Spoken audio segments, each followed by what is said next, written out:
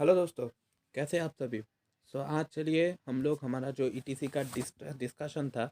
Etc मतलब etcetera नहीं, etc मतलब इलेक्ट्रॉन ट्रांसपोर्ट चेन। इसका जो डिस्कशन था, चलिए उसको थोड़ा सा और एक्सटेंड करते हैं। आज हम लोग पढ़ेंगे अबाउट द कॉम्प्लेक्स ट्री और कोएंजाइम क्यू साइटोक्रोम से रिडक्टेज। सो इससे पहले अब तक हमने क्या देखा, हमने देखा कि भाई कॉम्प्लेक्स वन है। इस कॉम्प्लेक्स वन का काम क्या है, इस कॉम्प्लेक्स वन का काम है NADH से इलेक्ट्रॉन को लेना एंड इसको देना किसको, कोएंजाइम क्यू को, राइट। उसके बाद हमने इस उसके बाद वाले वीडियो में देखा था अबाउट द कॉम्प्लेक्स टू, जो क्या करता है, FADH2 से मेनली इलेक्ट्रॉन को लेता है, राइट। एंड लेके किसको देता है, कोएंजाइम क्यू को, राइट।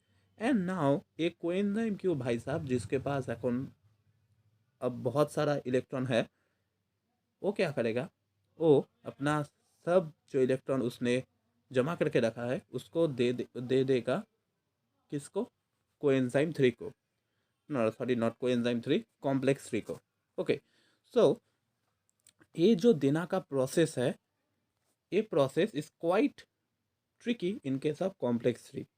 क्यों इसको क्वाइट ट्रिकी बोल रहा हूँ, क्योंकि कॉम्प्लेक्स वन, कॉम्प्लेक्स टू के केस में हमने क्या देखा कि भाई NADH से इलेक्ट्रॉन कॉम्प्लेक्स वन ले रहा है एंड कोएंजाइम क्यू को दे रहा है, राइट। पूरा लीनियर फंडा चल रहा है, राइट। कॉम्प्लेक्स टू के केस में हमने क्या देखा कि FADH2 से कोएंजाइम टू इलेक्ट्रॉन ले रहा है, कोएंजाइम टू नहीं, सॉरी मैं बार बार क्यों कोएंजाइम टू बोल रहा हूँ, ये कोएंजाइम टू नहीं, कॉम्प्लेक्स टू है। FADH2 से कॉम्प्लेक्स टू इलेक्ट्रॉन ले रहा है एंड देन दे रहा है किसको, कोएंजाइम क्यू को, राइट। पर coenzyme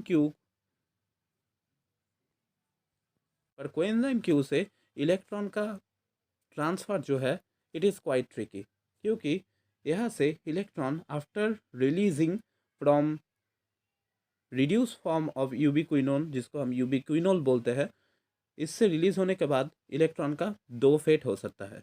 okay, one path is, electron क्या करेगा, दो जो इलेक्ट्रॉन रिलीज हुआ है वो फेरस सल्फेट क्लस्टर के पास जाएगा, वहाँ से वो जाएगा साइटोक्रोम C1 के पास एंड देन साइटोक्रोम C के पास। और एक केस हो सकता है जहाँ पर इलेक्ट्रॉन जाएगा बी टाइप ऑफ साइटोक्रोम के पास, and B type of cytochrome are of two types, one is BL, another one is BH। Okay, BL को L for low affinity and H for high affinity. BL को हम लोग B566 भी बोलते हैं and BH को हम बोलते हैं B562। Okay, so now BL से होकर इलेक्ट्रॉन जाएगा BH के पास एंड देन ऑक्सीडाइज्ड यूबिक्विनोन को फिर से रिड्यूस करेगा, राइट। सो यहाँ पर पूरा का पूरा फंडा लीनियर नहीं चल रहा है, right. There is some sort of cycle, right. अब बात आता है कि यूबिक्विनोन का मेकानिज्म इतना ट्रिकी क्यों है, राइट। सो इस सब का आंसर दिया है साइंटिस्ट पीटर मिचेल ने। उन्होंने एक बहुत ही अच्छा सा मॉडल प्रोवाइड किया था हम लोगों के लिए। सो इसके नेक्स्ट वीडियो में हम लोग देखेंगे about that model, that is our Q cycle. Okay, that depicts the mechanism of ubiquinone, how ubiquinone participate in the electron transport chain. Okay, not only that, as we have already seen in case of complex 1 and complex 2, that along with electron transfer they are also pumping 4 proton across the inner mitochondrial membrane. हमारा complex 3 भी during the transport of electron from reduced form of ubiquinol to cytochrome C 4 proton को transfer कर रहा है across the inner mitochondrial membrane, right.